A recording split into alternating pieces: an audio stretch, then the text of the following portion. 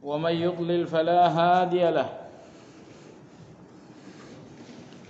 وأشهد أن لا إله إلا الله وحده لا شريك له وأشهد أن محمدا عبده ورسوله لا نبي بعده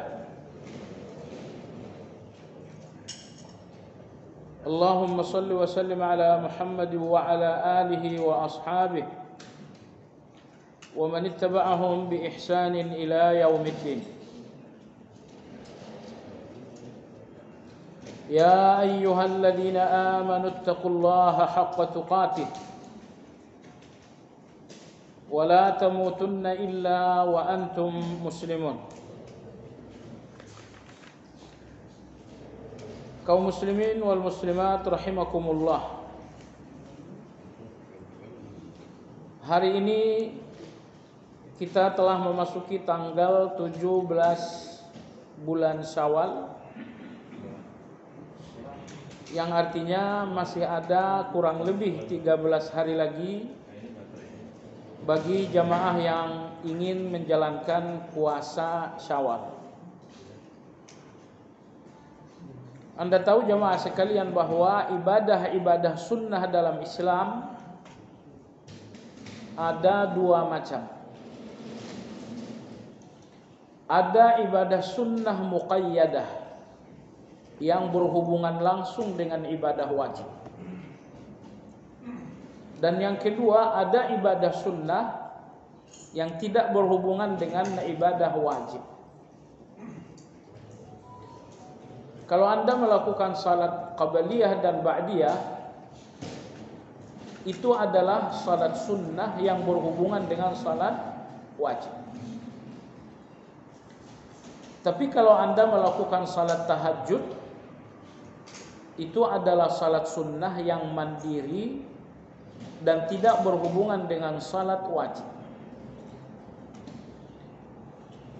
Kaedah dalam agama kita seperti ditegaskan Imam Ibn Rajab rahimahullah ta'ala, bahwa ibadah-ibadah sunnah yang berhubungan dengan ibadah wajib lebih mulia dibandingkan ibadah-ibadah sunnah yang mandiri yang tidak berhubungan dengan ibadah wajib.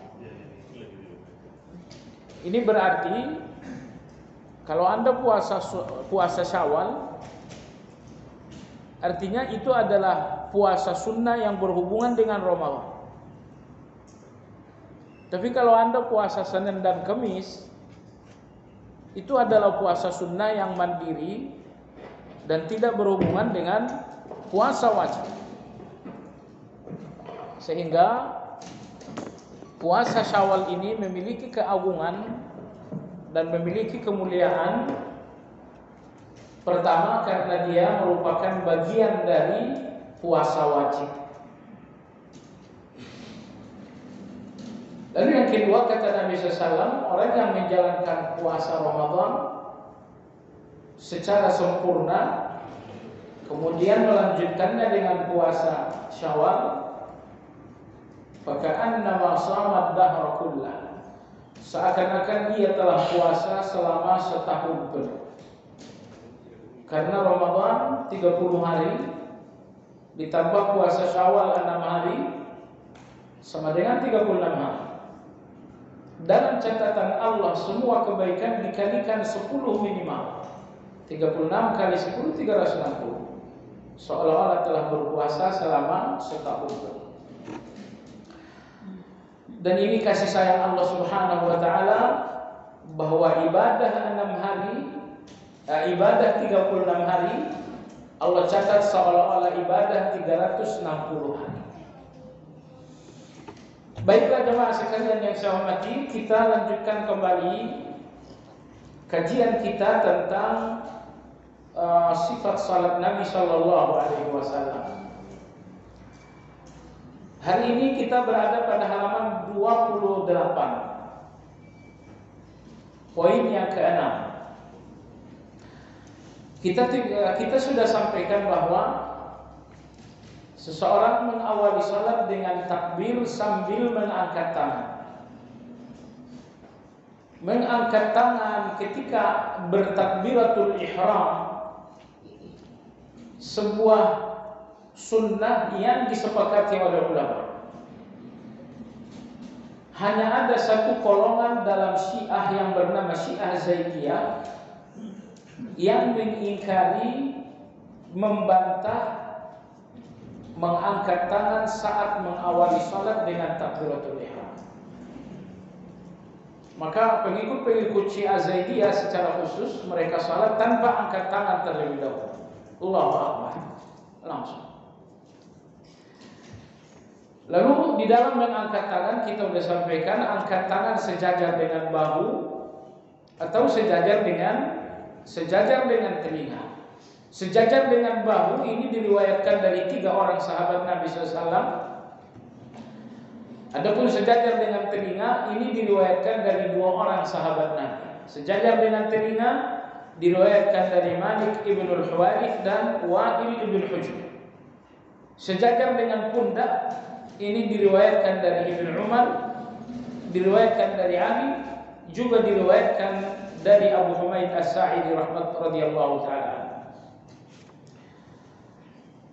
Kemudian bertakbir Allahu Akbar. Dalam mazhab Syafi'i tidak dibenarkan memanjangkan takbiratul ihram.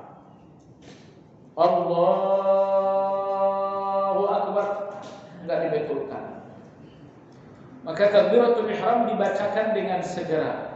Allahu Akbar. Jangan lama-lama. Adapun takbir-takbir lain dinamakan takbiratul intiqal. Intiqal artinya perpindahan.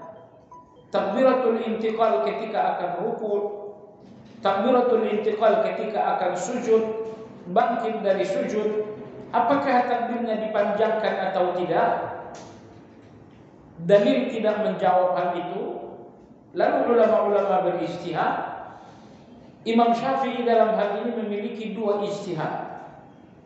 Di dalam qaul qadim, mazhab beliau sewaktu berada di Irak, semua takbir salat, takbiratul ihram atau takbiratul intiqal dibacakan dengan cepat, tidak dipanjang-panjangkan. Maka ketika akan rukuk misalnya Allahu Akbar. Tapi setelah Imam Syafi'i sampai di Mesir, banyak fatwa yang berubah, muncullah qaul jadid. Dia kemudian rujuk bahwa khusus takbiratul intiqal dipanjangkan sampai perpindahan itu sempurna terjadi. Dari berdiri sampai Anda sempurna sujud, Anda disunnahkan untuk membacakan takbir dengan panjang. Dalilnya apa?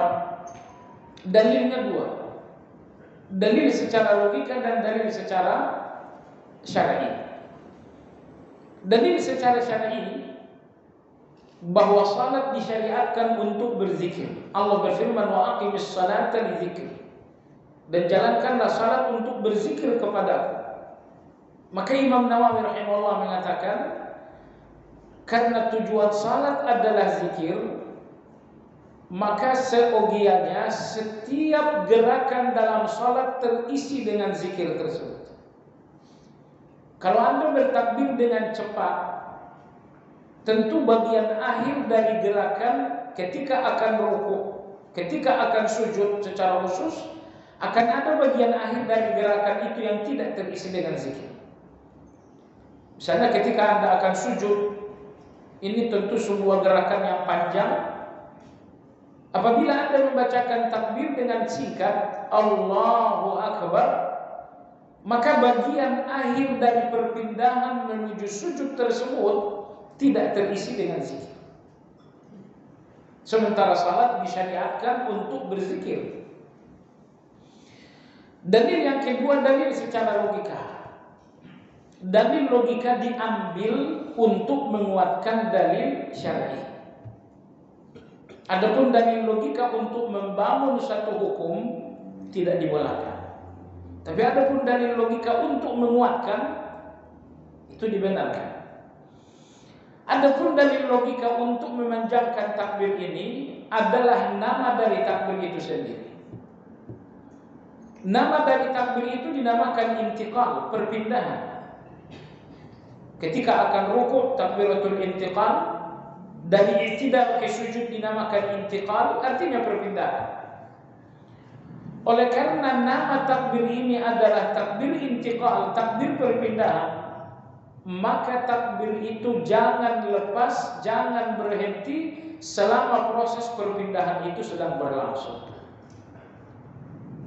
Nah, maka Imam Syafi'i dalam Qaul Jadid setelah sampai di Mesir, beliau mengatakan bahwa takbiratul ihram hendaknya dibacakan dengan cepat, adapun takbiratul intiqal hendaknya dibacakan dan dipanjangkan sampai perpindahan gerakan itu terjadi secara sempurna.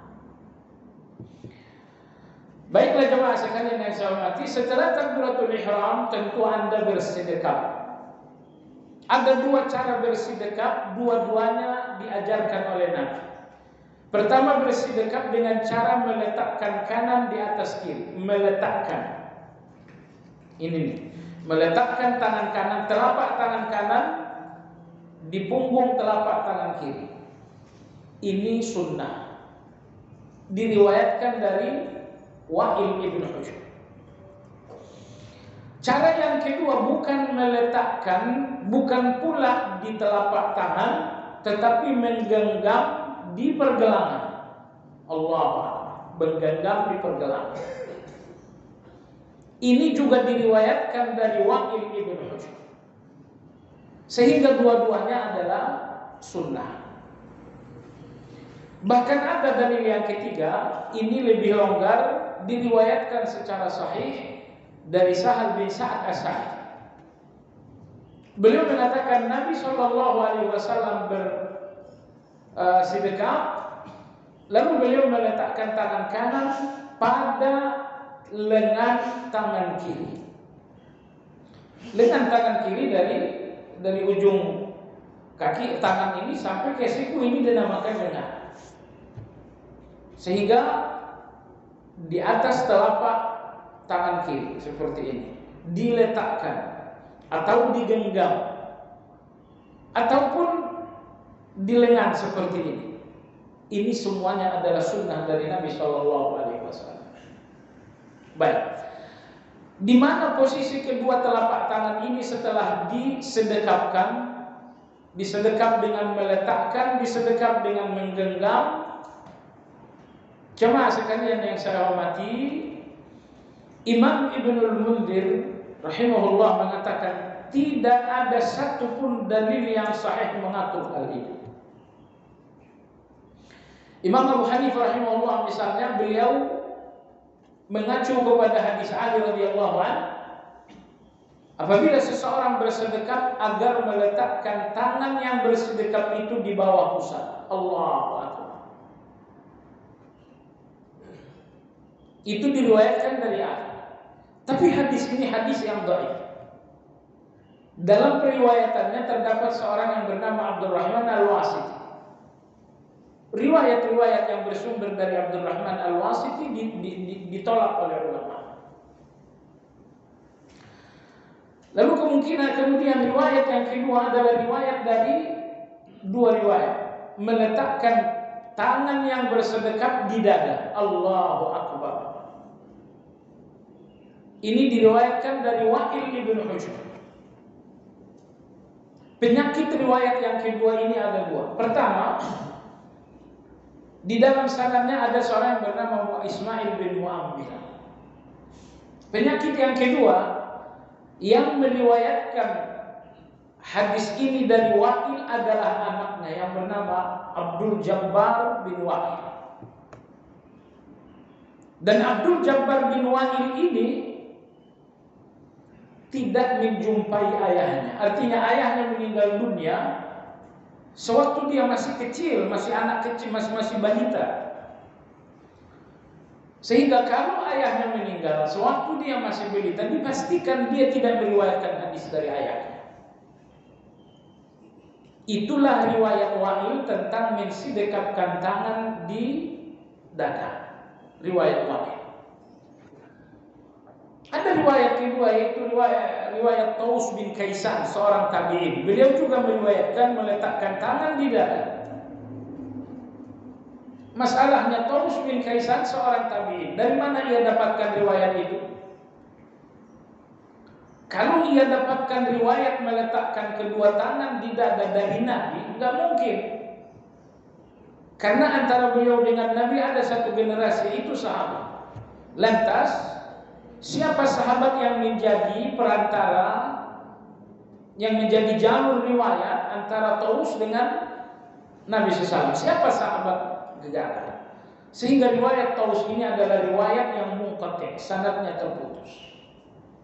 Maka Imam Ibnul Munzir rahimahullah menyimpulkan, tidak ada satupun hadis yang sahih tentang di manakah kedua tangan diletakkan setelah disedekapkan. Apakah di bawah pusar ataukah di dada? Bahkan pendapat yang paling lemah dalam hal ini, konon ini diriwayatkan dari Ibnu Abbas. Hanya saja Syekh Bakar Abu Zaid rahimahullah dalam penelitiannya mengatakan tidak betul riwayat itu dari Ibnu Abbas, bahwa kedua tangan disedekapkan di leher. Allahu Akbar. Dalilnya mana? Fasalli li rabbika wanhar. Fasalli li rabbik, jalankanlah salat untuk Allah. Wanhar, nahar artinya leher. Wanhar, letakkan tangan di leher. Konon itu penafsiran Ibnu Abbas dan itu keliru. Yang betul wanhar artinya adalah sembelihlah kurban. Fasalli li rabbik, jalankanlah salat karena Allah. Wanhar, dan sembelihlah kurban karena Allah. Wanhar, leher, karena binatang-binatang kurban disembelih lehernya, maka dinamakan wanhar. Baiklah jemaah sekalian, karena tidak ada satupun riwayat yang sahih tentang posisi kedua tangan setelah disedekapkan, maka ulama-ulama kita beristihad agar tangan disedekapkan dan diletakkan sesuai dengan keadaan alamiahnya, yaitu antara pusar dan dada. Allahu Akbar.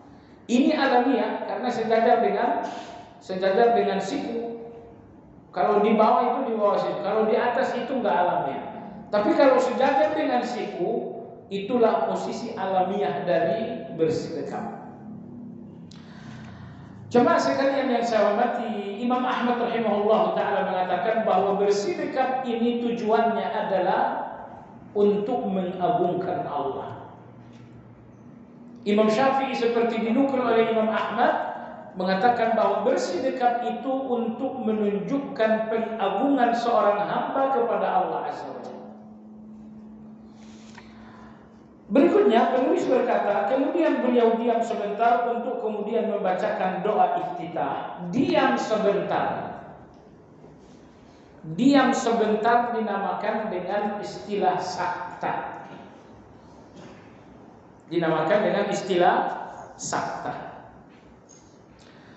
Di dalam salat ada dua saktah yang disepakati. Saktah artinya diam sebentar. Saktah yang pertama, diam sebentar antara takbiratul ihram dengan Fatihah. Kenapa diam sebentar? Kenapa saktah? Untuk membacakan zikir iftitah. Ini saktah yang pertama. Saktah yang kedua adalah diam sejenak setelah selesai membacakan ayat. Misalnya, lakum dinukum waliyadin. Jangan langsung takbir untuk rukuk. Diamlah beberapa saat. Sebab kalau Anda langsung membacakan takbir, tidak terkesan ada batas antara ayat dengan takbir. Lakum dinukum waliyadin, Allahu Akbar. Biasanya terjadi dalam salat tarawih. Itu keliru. Yang betul, selesai membacakan ayat lakum dinukum waliyadin, diam beberapa saat, kemudian rukuk. Dua saktah ini bersumber dari riwayat Hasan dari Samurah radhiyallahu anhu dari Nabi sallallahu alaihi wasallam. Diriwayatkan Imam Hasan al-Basri dari Samurah bin Jundub. Samurah bin Jundub meriwayatkannya dari Nabi sallallahu alaihi wasallam bahwa Nabi sallallahu alaihi wasallam memiliki dua saktah dalam salat.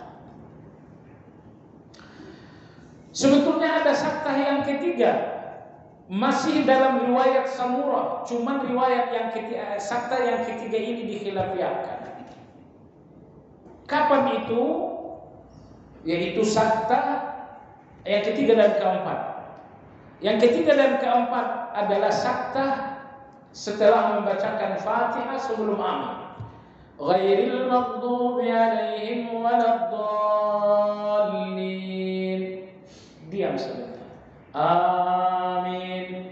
Kenapa diam? Agar amin ini betul-betul terpisah dari Fatihah.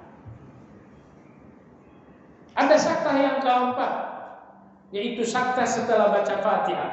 Ghairil maghdubi alaihim waladdallin. Amin.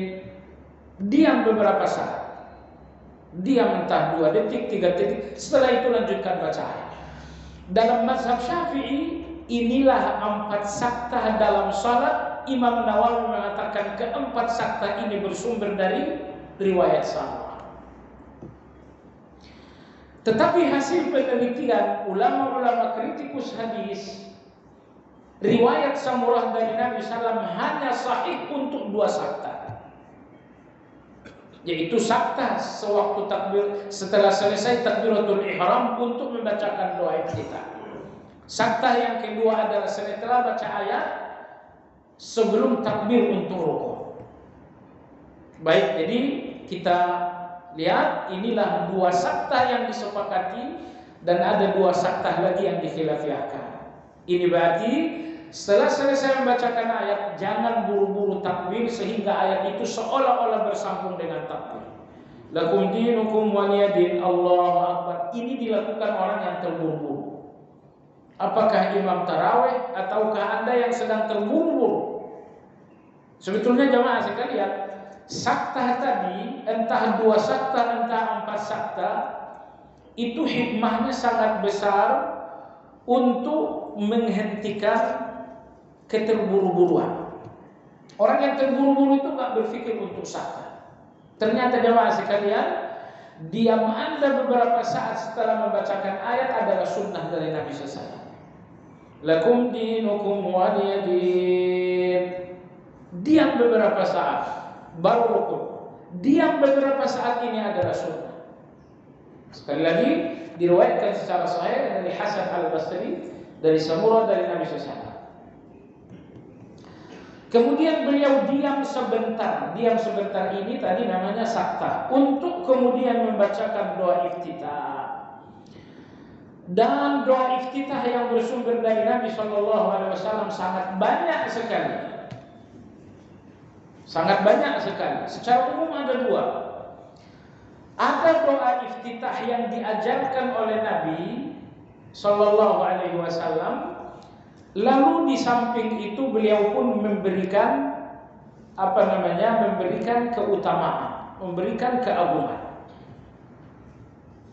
Misalnya Nabi mengajarkan Allahu Akbar kabir, lalu Nabi mengatakan keutamaannya begini. Yang kedua, ada juga doa iftitah yang diajarkan oleh Nabi tapi tidak dijelaskan apa keagungannya. Allahumma ba'id baini wa baina khataaya. Nabi ajarkan dalam hadis Abu Hurairah, tapi apa keagungannya? Apa keuntungannya? Nabi tidak menjelaskan hal itu. Jadi seluruh doa iftitah 2 macam. Ada doa iftitah yang diajarkan oleh Nabi berikut penjelasan keuntungan dan keagungan. Lalu yang kedua, doa iftitah yang diajarkan oleh Nabi SAW tanpa penjelasan keagungan dan keuntungan. Ada 2 doa iftitah yang diajarkan Nabi SAW lengkap dengan keagungan. Yang pertama adalah Allahu Akbar kabira, walhamdulillahi katsira, wa subhanallahi bukratan wa asila. Titik. Ini diriwayatkan oleh Ibnu Umar dari Nabi sallallahu alaihi wasallam. Kata Nabi sallallahu alaihi wasallam terhadap seseorang yang membacakan Allahu akbar kabira sampai akhir, kata Nabi sallallahu alaihi wasallam, ajibtu laha futihat laha abwabus sama. Artinya, aku kagum dengan doa iftitah Allahu akbar kabira itu. Karena aku melihat pintu-pintu langit semuanya dibuka untuk Allahu akbar kabira walhamdulillahi katsira. Ibnu Umar yang meriwayatkan hadis ini mengatakan, semenjak Nabi sallallahu alaihi wasallam menyampaikan bahwa pintu-pintu langit terbuka ketika seseorang membacakan Allahu akbar kabira, sampai hari ini aku tidak pernah lagi merubah doa iftitahku. Demikian kata Ibnu Umar. Sayangnya di sini tidak ada Allahu akbar kabira. Di sini hanya ada 3. Ya. Kemungkinan Syekh Jibril yakin Anda udah hafal Allahu akbar kabira, makanya dia enggak tuliskan. Doa iftitah yang kedua diajarkan oleh Nabi SAW lengkap dengan keagungan dan keuntungan. Ini mungkin Anda belum tahu, walaupun Anda insya Allah sudah hafal. Apa itu? Alhamdulillah hamdan katsiran thayyiban mubarakan fihi.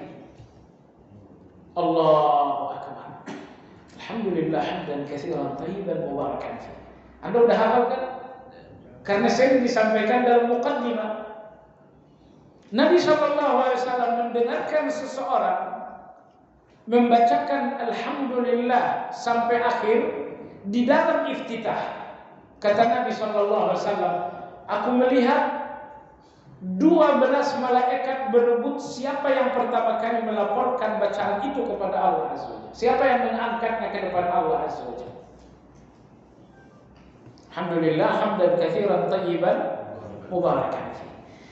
Inilah 2 doa iftitah yang diajarkan Nabi SAW lengkap dengan keagungannya. Maka dalam mazhab Syafi'i rahimahullah diutamakan Allahu akbar kabira ini. Semuanya tentu boleh, semuanya adalah sunnah. Tapi dalam mazhab Syafi'i dipilihkan Allahu akbar kabira karena 2 hal. Pertama, karena Nabi mengajarkannya dilengkapi dengan penjelasan keagungan dan keuntungan, berarti dia memiliki nilai plus. Yang kedua, Allahu akbar kabira sampai akhir sepenuhnya adalah hak Allah. Adapun Allahumma ba'id itu hak manusia. Allahumma ba'id baini wa baina khataaya. Ya Allah, jauhkan aku dari kejahatanku. Anda meminta hak kepada Allah. Anda meminta hak agar Allah menjauhkan Anda dari dosa. Adapun di dalam Allahu akbar kabira, seorang hamba tidak menyebut-nyebut hak dirinya. Sepenuhnya dari awal sampai akhir Anda mengagungkan Allah tabaraka wa taala.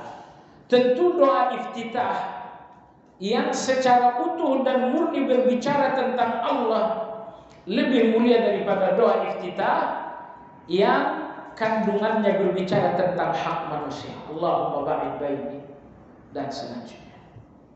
Tapi ini tidak berarti ini tidak sunnah, ini enggak. Semuanya sunnah. Semuanya boleh Anda lakukan. Baik.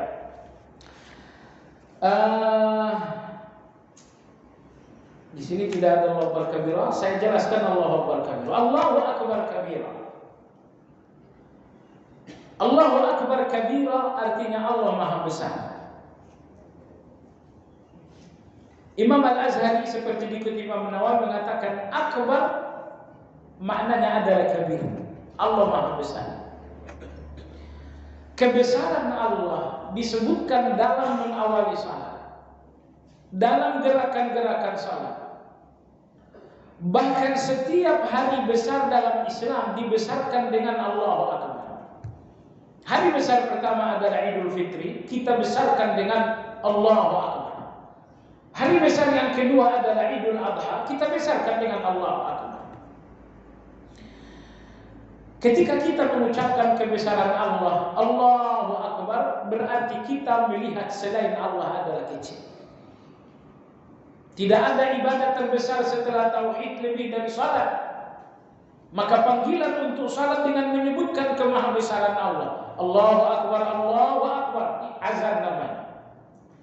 Ketika Anda mendengarkan azan, di mana kebesaran Allah diagungkan, keagungan Allah, kebesaran Allah hendaknya segera membuat Anda berpikir selain Allah semuanya kecil. Anda sedang tanda tangan bisnis dengan nilai besar, tapi Anda mendengarkan azan Allahu Akbar, ini kecil.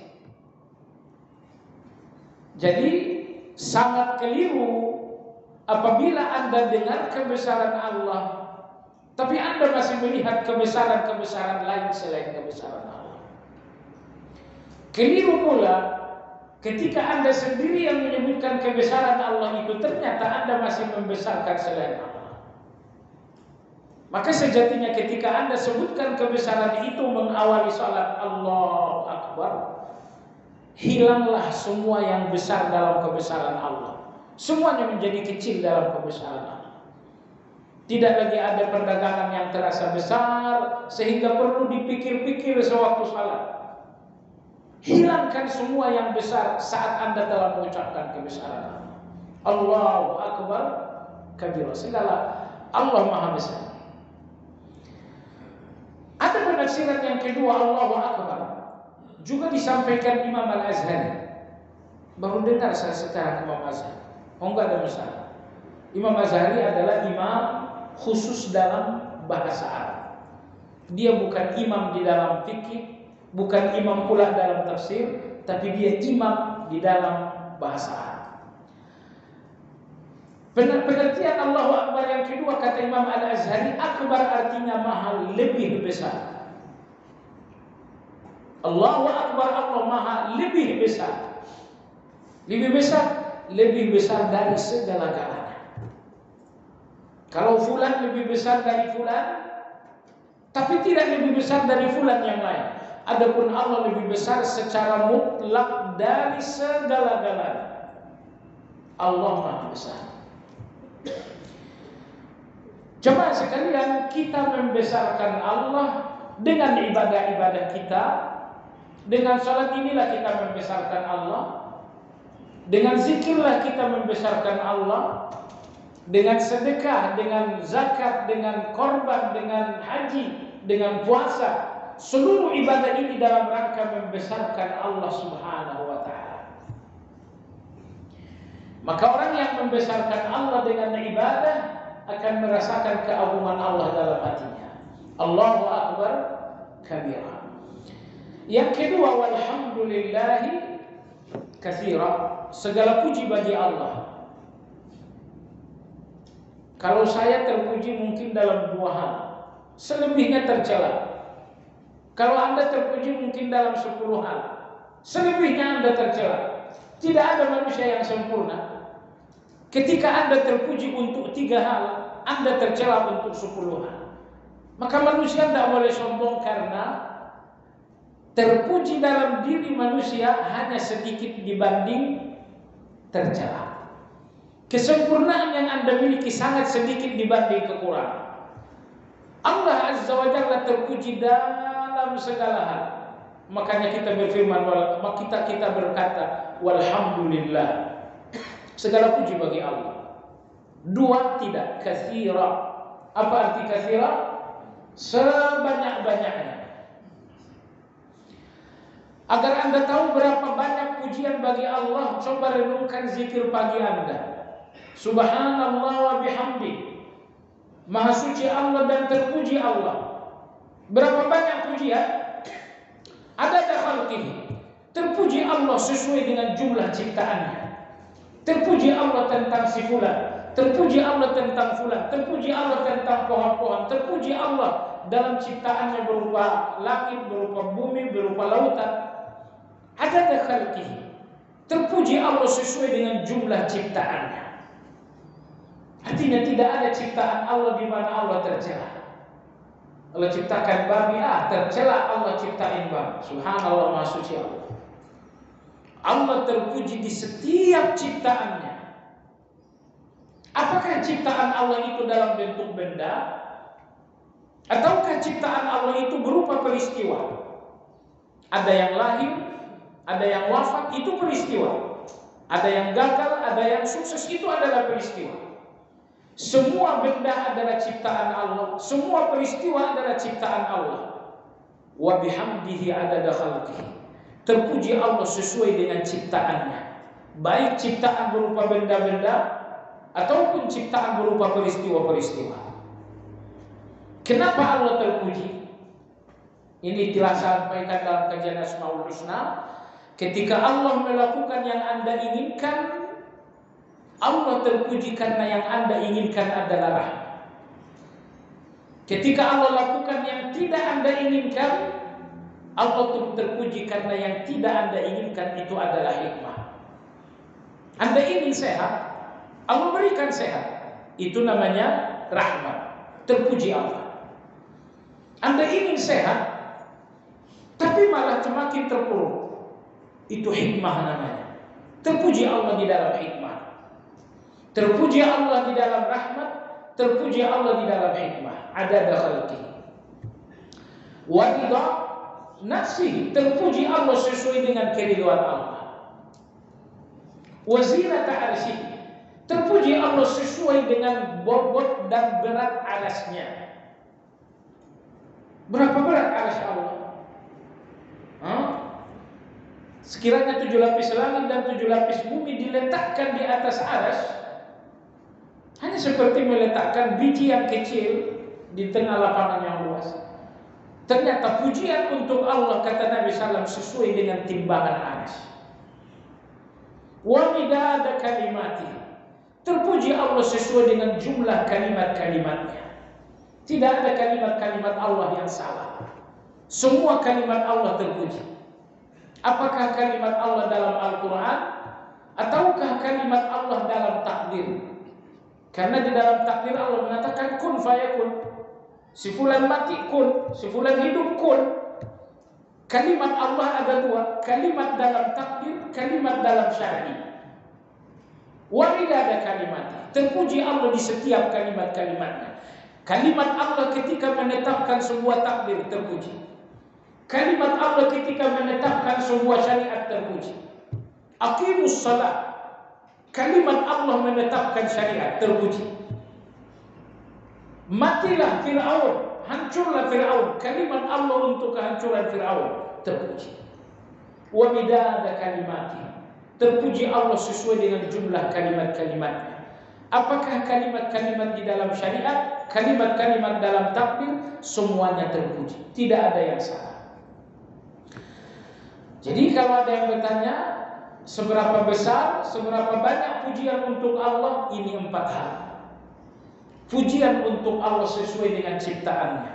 Pujian untuk Allah sesuai dengan keridhaannya. Pujian untuk Allah sesuai dengan timbangan arasnya. Pujian untuk Allah sesuai dengan kalimat-kalimatnya. Inilah 4 hal yang menjadi penafsiran katsira. Segala puji bagi Allah katsira, sebanyak-banyaknya, sebanyak ciptaan yang Dia ciptakan, sebanyak timbangan aras, sebanyak keridhaan yang Allah ridhai, dan sebanyak kalimat-kalimat Allah di dalam takdir dan di dalam syariat. Walhamdulillahi katsira. Segala puji bagi Allah sebanyak-banyaknya. Saya gagal, Allah terpuji. Saya sukses, Allah pun terpuji. Bisnis hari ini maju dengan keuntungan besar, Allah terpuji. Tapi bisnis hari ini terpuruk, Allah pun terpuji. Ya, walhamdulillahi katsira. Dalam hadis Nabi SAW bersabda, afdalu ibadillah al-hamdalun. Hamba Allah yang paling mulia di akhirat adalah orang yang banyak memuji. Kapan seseorang dinamakan banyak memuji? Karena alhamdulillahnya 10 kali, 100 ribu? Tidak. Seseorang dinamakan banyak memuji, kata Nabi sallallahu alladzina yahmaduna Allah fis sarra'i wad dharra. Ketika mereka memuji Allah dalam keadaan-keadaan baik, namun mereka pun memuji Allah dalam keadaan-keadaan buruk. Anda puji Allah 1.000.000 kali, tapi hanya saat Anda dapat uang. Begitu Anda tak dapat uang, Anda tak lagi memuji Allah. Anda memuji Allah dengan pujian yang sedikit. 1.000.000 Anda dalam 1.000.000, tapi hanya dalam keadaan baik. Itu pujian yang sedikit. Kapan dinamakan pujian Anda pujian banyak? Apabila pujian itu datang dalam keadaan baik, pujian itu pun muncul dalam keadaan buruk. Pujian itu Anda ucapkan ketika Anda sehat, pujian itu pun Anda ucapkan dalam keadaan Anda sedang sakit. Dalam keadaan terpuruk, alhamdulillah. Dalam keadaan maju, alhamdulillah. Maka Nabi SAW bersabda, alhamdulillah ala kulli hal.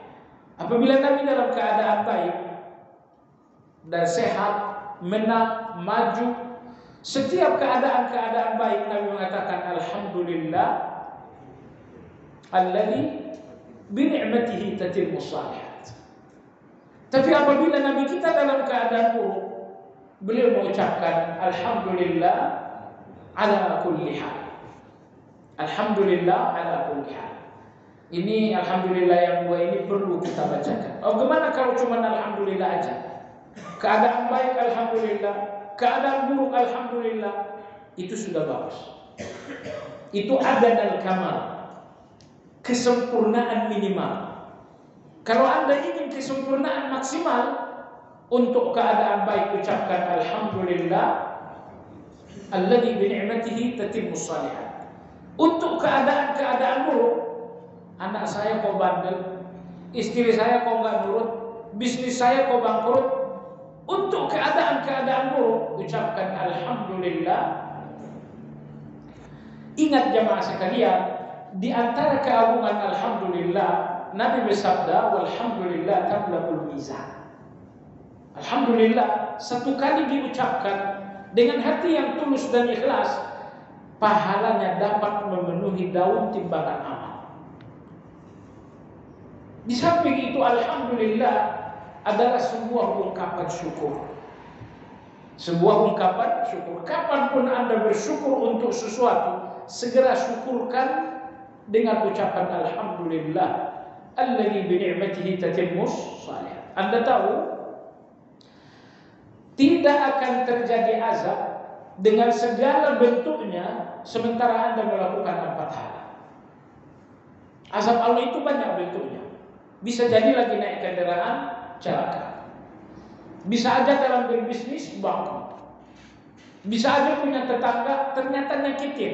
Bisa aja punya istri ternyata selingkuh. Bisa aja punya anak ternyata bandel. Azab Allah banyak. Hukuman Allah sangat banyak. Nah, tetapi tidak terjadi hukuman Allah dalam 4 hal. Yang pertama, ini dia, syukur. Hukuman Allah dengan syukur tidak pernah bersatu. Hanya ada satu dari dua kemungkinan. Anda bersyukur, hukuman semuanya minggir, menjauh. Atau yang kedua, Anda lalai bersyukur sehingga hukuman Allah datang. Penyebab yang kedua, tidak terjadi hukuman Allah karena iman. 2 sebab ini Allah sebutkan dalam Al-Quran. Ma yaf'alullahu bi'adzabikum in syakartum wa amantum. Allah tidak pernah menghukum kalian sementara kalian bersyukur dan beriman. Yang ketiga, ini penghalang azab dan hukuman Allah, istighfar. Istighfar. Kapanpun Anda bayangkan keburukan-keburukan, segera bacakan istighfar. Anda lagi bawa motor, khawatir terjadi kecelakaan, bacakan istighfar. Astaghfirullah, astaghfirullah. Anda dalam keadaan merintis bisnis, Anda khawatir bangkrut, bacakan istighfar. Astaghfirullah, astaghfirullah. Hukuman Allah tidak bersatu dengan istighfar. Dalam surat Al-Anfal Allah berfirman, "Wa ma kana Allahu mu'adzibahum wa hum yastaghfirun." Dan Allah tidak akan mengazab mereka sementara mereka terus-menerus beristighfar. Jadi kalau terjadi hukuman Allah dalam rumah tangga, hukuman Allah berupa anak atau berupa istri dan lain-lain, kemungkinan ada syukur yang diabaikan. Kemungkinan ada hal-hal yang mesti diimani tapi ternyata diragukan. Atau yang ketiga, boleh jadi ini rumah tangga tidak banyak beristighfar kepada Allah SWT. Panggil istri, panggil anak-anak, ayo kita perbanyak lagi istighfar. Ini yang ketiga. Yang keempat, tidak terjadi pula hukuman Allah dengan segala bentuknya disebabkan karena doa. Disebabkan karena doa. Di akhir surat Al-Furqan Allah berfirman, "Qul ma ya'ba'u bikum rabbi laula du'a'ukum." Allah enggak akan peduli dengan keadaan kalian sekiranya bukan karena doa. Allah enggak peduli dengan kemiskinan, Allah enggak peduli dengan penyakit kalian, Allah enggak peduli dengan penderitaan kalian, laula du'a'ukum, sekiranya bukan karena doa kalian. Maka doa terbaik kata ulama kita adalah Allahumma inni as'aluka al-'afwa wal 'afiyah. Anda udah hafal bukan? Allahumma inni as'aluka al-'afwa wal 'afiyah. Itu doa terbaik. Artinya apa? Ya Allah, aku minta kepadamu maaf. Wal 'afiyah, aku minta kepadamu perlindungan. Berikan aku maafmu sehingga hapus segala dosa. Berikan aku perlindunganmu sehingga tidak terjadi hukuman. Allahumma inni as'aluka al-'afwa, ini melindungi seseorang dari dosa. Wal 'afiyah, ini melindungi seseorang dari segala hukuman Allah SWT. Ruku' dalam keadaan sujud menjelang salam di waktu tengah malam. Anda punya waktu yang singkat untuk berdoa. Apa yang mesti Anda bacakan? Allahumma inni as'aluka al-'afwa wal 'afiyah. Apakah itu ada sunnahnya? Iya. Nabi kita mengajarkan itu. Ya Allah, aku minta kepadamu maaf untuk segala dosaku. Aku minta kepadamu perlindungan untuk segala hukuman. Hukumanmu datang karena dosa. Tidak ada hukuman tanpa dosa. Maafkan dosaku, angkat hukuman. Afwa wal 'afiyah. Baik, ini 4 hal anti hukuman Allah, anti azab. Syukur, iman, istighfar, kemudian doa. Saya lihat jamaah sekalian yang saya hormati, banyak kebaikan yang kita abaikan. Contoh misalnya Anda nanti balik dari masjid, bertemu entah dengan siapa di luar, atau Anda keluar rumah bertemu dengan siapa, bertemu dengan apa beratnya bagi Anda mengucapkan salam. Tadi kita sebutkan faktor yang keempat, seseorang tidak tersentuh azab adalah doa. Anda keluar dari rumah, naik motor, naik mobil, papasan dengan siapa, Assalamualaikum. Siapa mengatakan Waalaikumsalam, satu orang Anda dapatkan doa. Jangan lagi ketemu lagi dengan siapa kedua, Assalamualaikum, Waalaikumsalam, Anda dapatkan 2 doa. Sepanjang jalan pelan bukalah kaca mobil. Ya, nanti kalau mau pakai AC, nanti mulai masuk tol, mulai jalan cepat, tutup kaca mobil. Adapun mobil Anda jalan pelan-pelan di gang, di jalan, sudah bukakan Assalamualaikum. Siapa tahu jemaah sekalian, sebelum Anda sampai di jalan tol, sebelum Anda sampai ke jalan cepat, Anda mengucapkan salam kepada 4-5 orang, berarti Anda telah dapatkan 5 doa. Nanti di jalan tol mungkin terjadi kecelakaan, tiba-tiba Anda selamat. Anda pun bingung, saya kok selamat? Siapa yang menduga keselamatan Anda boleh jadi 1 dari 5 doa tadi? Dan wallahu a'lam jamaah sekalian, keluarga kita utuh, anak-anak kita saleh, bisnis kita berjalan baik. Mungkin ini adalah doa dari orang-orang yang gak mengabarkan kita bahwa dia mendoakan kita. Maka buatlah sebanyak mungkin orang berdoa. Dan saya kira ini satu hal yang perlu kita rubah. Assalamualaikum. Waalaikumsalam. Ya. Walhamdulillahi katsiran wa subhanallahi bukratan wa asila. Maha suci Allah bukratan wa asila, pagi dan sore. Kalau malam tetap saja Allah Maha Suci. Siang Allah pun Maha Suci. Kenapa disebutkan bukrah pagi, asilah sore? Karena syirik itu biasanya terjadi pagi dan sore. Anda pergi ke negeri wisata A, ya, Anda akan lihat di pagi hari betapa sibuknya mereka melakukan persembahan-persembahan kepada dewa-dewa mereka. Nanti tunggu lagi saat matahari terbenam, Anda lihat betapa sibuknya mereka melakukan persembahan kepada Tuhan-Tuhan mereka juga. Jadi syirik di muka bumi selalu dilakukan pagi dan sore, maka muncullah ikrar kemahasucian Allah. Wa subhanallah, maha suci Allah. Suci Allah dari syirik, suci Allah dari segala kekurangan. Bukratan di pagi hari, wa asilan dan di sore hari. Karena pagi dan sore hari dua waktu di mana kaum musyrikin melakukan persembahan, maka di dua waktu ini kita ikrarkan kemahasucian Allah. Subhanallah, maha suci Allah. Baik jemaah sekalian, insyaallah akan datang halaman 29, doa iftitah yang kedua. Kita baru baca doa iftitah pertama karena di sini nggak ada. Kita nomor satukan. Ya, demikian kajian kita. Semoga bermanfaat bagi jamaah yang ingin bertanya. Dipersilakan.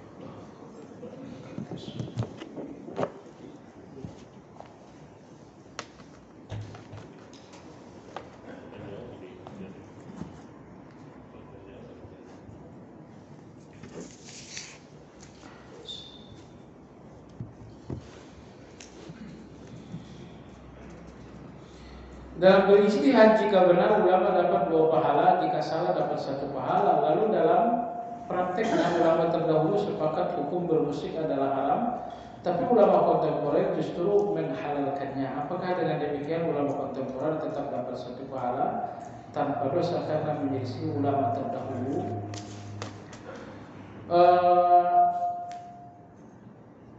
Setahu saya ulama yang kategori terdahulu yang pertama kali membenarkan musik adalah Imam Ibnu Hazm.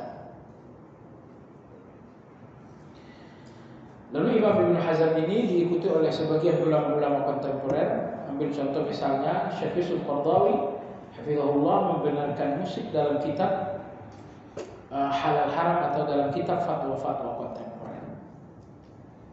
Mereka mengatakan bahwa musik-musik ini hanya benda.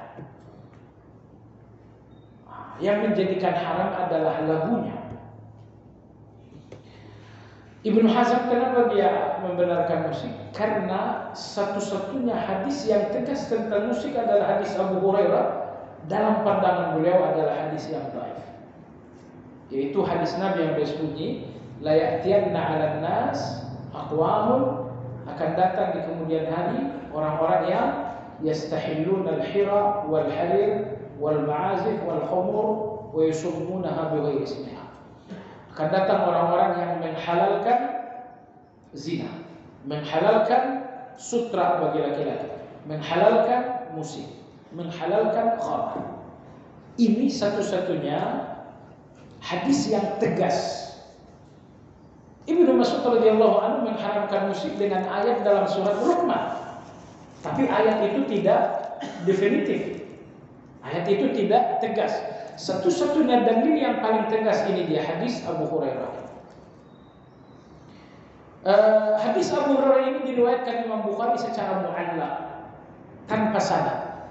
Makanya Ibnu Hazm mengatakan dhaif. Tapi kalau hadis Abu Hurairah ini mu'allaq, tidak ada sanadnya dalam riwayat Bukhari, Imam Nasa'i meriwayatkannya lengkap dengan sanad. Ala kulli hal, kita ingin katakan Sebelum Ibnu Hazm membolehkan musik, telah terbentuk ijma' berabad-abad bahwa musik hukumnya adalah haram. Maka Ibnu Abbas radhiyallahu anhu ditanya, apakah musik itu haram? Kata Ibnu Abbas, kalau sampai di akhirat musik ini dibangkitkan oleh Allah, kira-kira dibawa ke surga atau dibawa ke neraka? Gitar, seruling, beliau mengatakan dibuang ke neraka. Kata Ibnu Abbas, aftaita ala nafsi, kau telah berfatwa untuk diri. Dan jemaah sekalian, sangat bijaksana sekali ketika Islam mengharamkan musik. Karena musik dalam bahasa Islam, dalam bahasa Nabi, ma'azif. Ma'azif itu artinya melalaikan. Coba lihat, begitu orang mendengarkan musik langsung lalai.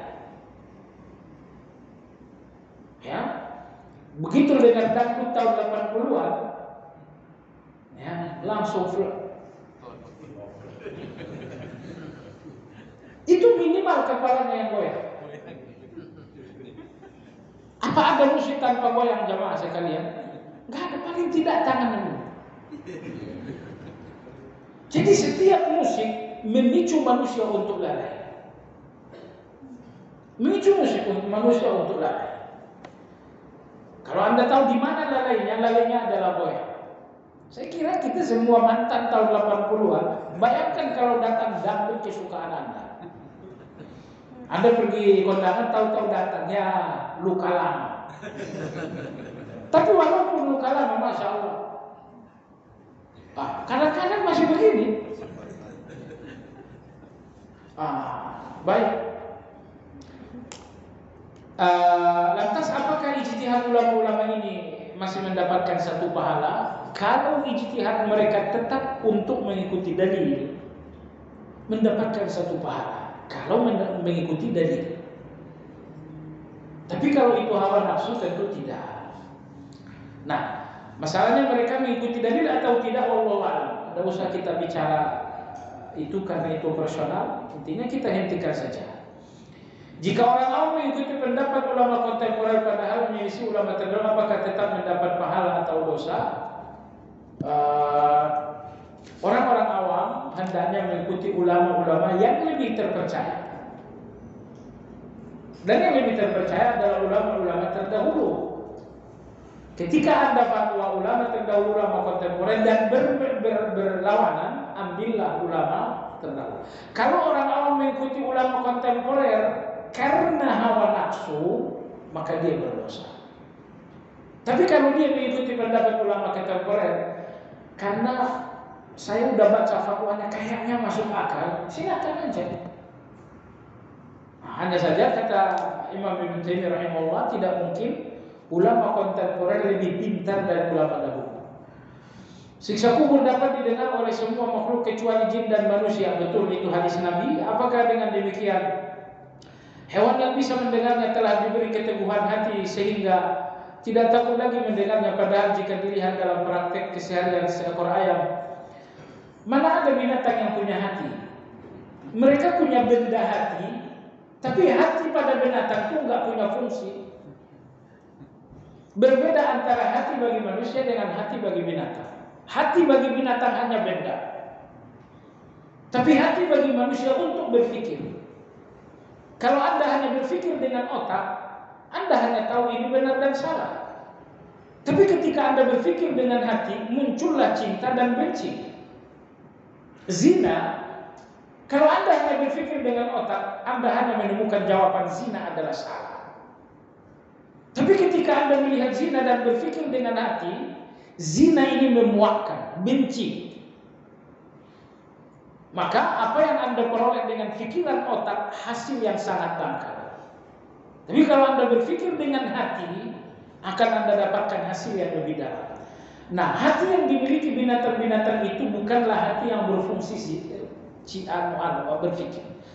Maka walaupun ayam punya hati, tapi ayam nggak punya cinta, nggak punya benci, punya insting saja. Apa siksa kubur juga menjadi kafarah juga bagi para pelaku dosa besar yang di hatinya masih ada sedikit iman? Jawabannya ya. semua peristiwa dalam kubur. Maka kita pernah sampaikan dalam pengajian ini, Allah membersihkan orang-orang yang beriman dengan 6 hal. Pertama dengan taubat, yang pertama dengan kebaikan Allah membersihkan, kedua dengan taubat, ketiga dengan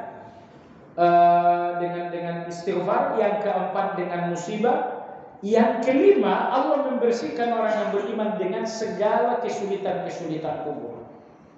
Himpitan kubur, siksa kubur, itu membersihkan orang beriman. Kalau peristiwa kesulitan kubur tak membersihkan orang beriman, maka kebersihan yang keenam adalah di akhirat. Apakah ada syafaat atau tidak? Jadi inilah enam kesucian bagi orang beriman. Jadi dengan demikian himpitan kubur, siksa kubur ini membersihkan. Tapi tidak semua dosa dapat dibersihkan dengan itu. Maka sampai di akhirat Allah berikan pula pembersih yang keenam, yaitu syafaat. Saya berniat puasa Syawal pada hari ini, namun saya diingatkan tentang larangan puasa hari Sabtu. Iya, puasa Sabtu nggak boleh, tapi puasa Syawal hari Sabtu boleh.